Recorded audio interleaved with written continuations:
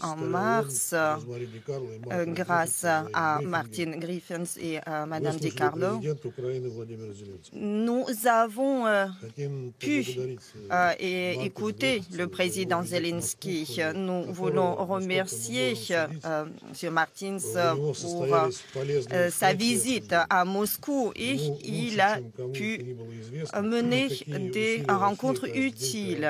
La Russie, tous les jours, œuvre pour respecter les obligations au sein de l'Organisation des Nations Unies.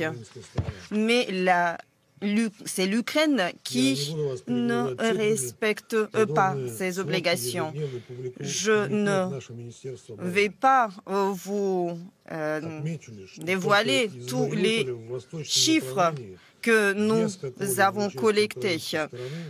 Nous avons pu sauver 123 500 personnes en direction du Donbass. Plus de 620 000 personnes ont été évacuées et sauvées depuis le début de cette opération. Il ne s'agit pas du tout de déportation, mais il s'agit de la décision libre des personnes sauvées. Et cela est prouvé par les documents. Madame la Présidente, le thème d'aujourd'hui qui avait été annoncé pour aujourd'hui n'est pas discuté.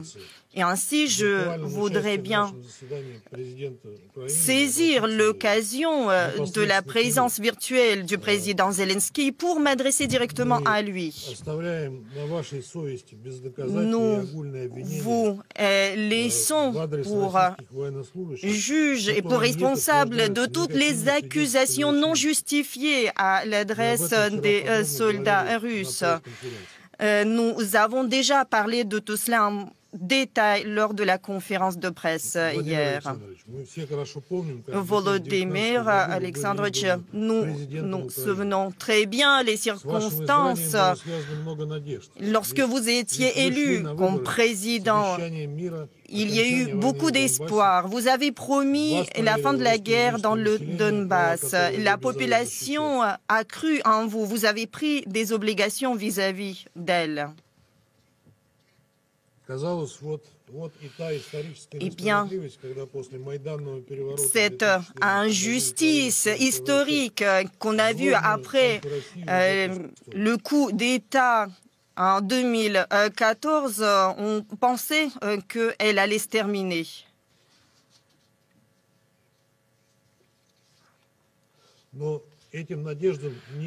Mais ces espoirs sont restés lettres mortes. Et les personnes qui vivent à Lugansk, à Donetsk et dans leur région ont été appelées des énergumènes. Et comme cela a été dit, des enfants étaient dans les caves dans le Donbass. Maintenant, vous tournez contre la langue russe, sachant que 40% de votre population est russophone. Aujourd'hui, les explosions sont entendues partout en Ukraine, non seulement à l'Est, où nous les avons entendues depuis 8 ans. Eh bien, il ne restait aucune autre solution d'amener la paix dans le Donbass après votre refus de respecter les accords de Minsk. Et il était donc nécessaire de résoudre ce problème par la voie militaire. Nous sommes au courant des ordres militaires secrets. On nous dit qu'en Ukraine, il ne peut pas y avoir de nazis. Mais nous savons parfaitement que non seulement vous avez des nazis, mais ils sont aux commandes. Et les héros de l'Ukraine sont Bandera et Choukevitch, les Russes, les Ukrainiens, les Juifs et les Polonais ont souffert de leurs mains. Vous avez effectivement préféré fermer les yeux sur leur existence, mais hélas, ils sont là, ils sont nombreux, et parmi eux, il y a des jeunes, beaucoup de jeunes. D'où nous tenons cette information? Eh bien, eux, ils ne se cachent pas. Ils portent des tatous et d'autres insignes de nazis. Ils se livrent comme cela dans les réseaux sociaux. Ils sont très nombreux dans des bataillons nationaux tels que Azov et autres. Mais en plus, ils se comportent comme des nazis, ils tuent comme des nazis. Non seulement des prisonniers russes, lorsqu'ils les torturent et après ils les tuent, et après ils se pavanent sur les réseaux sociaux de cela. Ils utilisent des civils comme un bouclier humain. Aujourd'hui, nous avons entendu beaucoup de mensonges qui concernent les militaires russes. Nous avons des centaines et des milliers des preuves et des témoignages qui prouvent la violence des soldats ukrainiens. Je vais vous donner quelques exemples. Ce sont des histoires très violentes. Natalia Koudirova, maire de la ville, a quitté la ville parmi les premiers et après a fait répandre l'information comme quoi les soldats russes bloquent les évacuations. Et une grand-mère a raconté que le bataillon Azov ne permettait pas les civils de sortir des caves. Et ceux qui sortaient étaient fusillés. Les femmes et les jeunes filles ont été déshabillées pour pouvoir être pillées. Valentina Borisenko parle qu'à Kramatorsk, des femmes avec 2 enfants ont été tuées. Elle a été chassée de sa propre maison. Elle avait 2 filles et ça a été fait par les militaires qui avaient le bandeau jaune et bleu.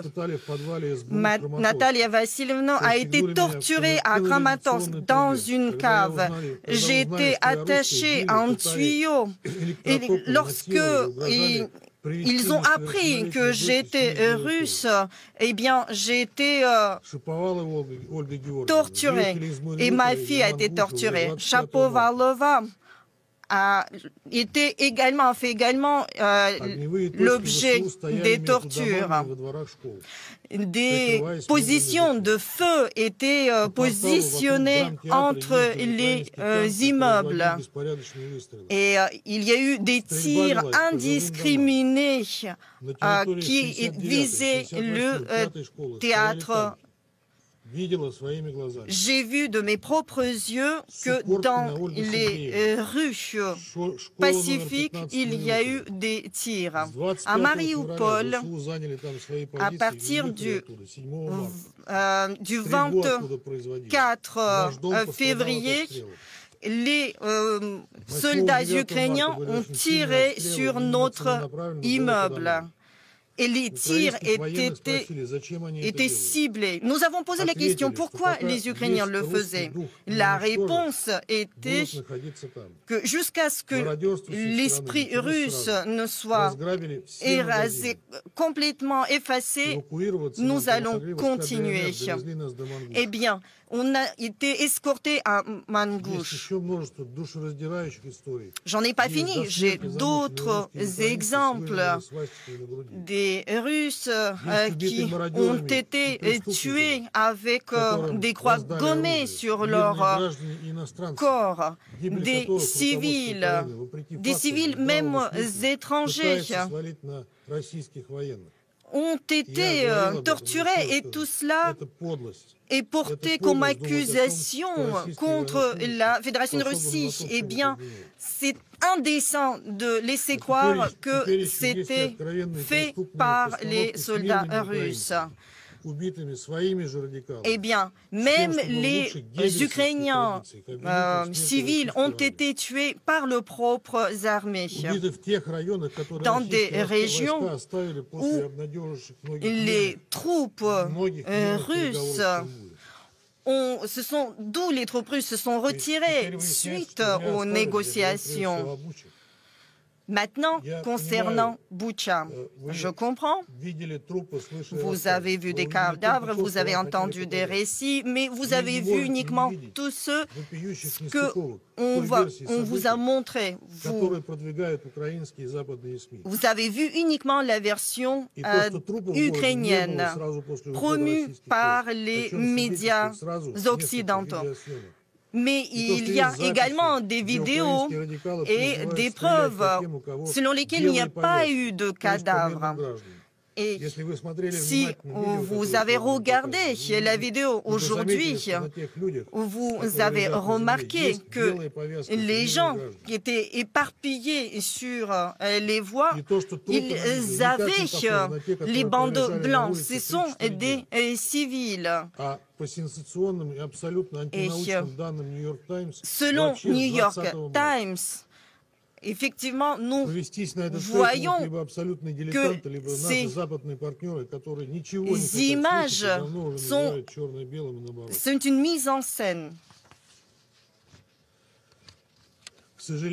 Hélas, ces pays-là sont complètement différents vis-à-vis de l'Ukraine. Ils ont toujours cru que l'Ukraine était juste un outil. Mais maintenant, ils essaient de livrer davantage d'armes à l'Ukraine.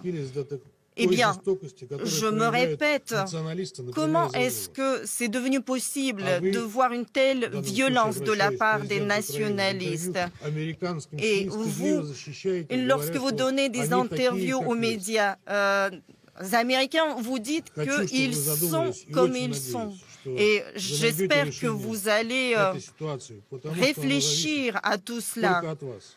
Parce que la résolution de cette situation dépendra uniquement de vous. Nous sommes arrivés pour pouvoir apporter de la paix, tant entendue dans le Donbass, la vraie paix durable. Et pour cela, il faut éradiquer la violence qui est enracinée, éradiquer le nazisme en Ukraine qui commence à se répandre en Russie. Et il est temps de le faire. Nous ne bombardons pas, nous ne tirons pas sur des sites civils. Ainsi, nos avancements et nos avancées ne sont pas aussi rapides. Et contrairement aux avancées en Irak, en Syrie, par les États-Unis, ils n'avaient pas de pitié. Nous avons pitié. Et vous pouvez voir la provocation à Boutcha avec ces fausses communes. Et ne laissez pas l'Occident prendre les décisions à votre place, le président Volodymyr. Prenez la bonne décision maintenant, parce que vous connaissez très bien la vraie situation sur le front. Plus tard sera trop tard. Je vous remercie de votre attention.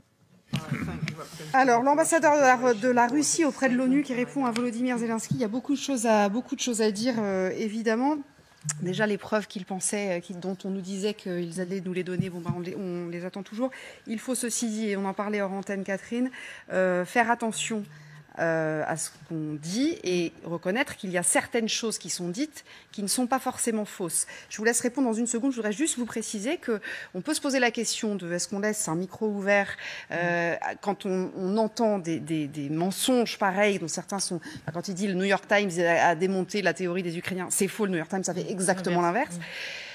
En l'occurrence, on a laissé le micro ouvert parce que c'est la parole officielle. Oui, bien c'est sûr. la Russie qui s'exprime à l'ONU, quoi. Il faut évidemment écouter les deux camps, même si on ne peut avoir des doutes sur la version de l'un des deux. Mais évidemment, c'était très attendu. Enfin, il n'y a aucune surprise dans ce que vient de dire le représentant de la Russie à l'ONU.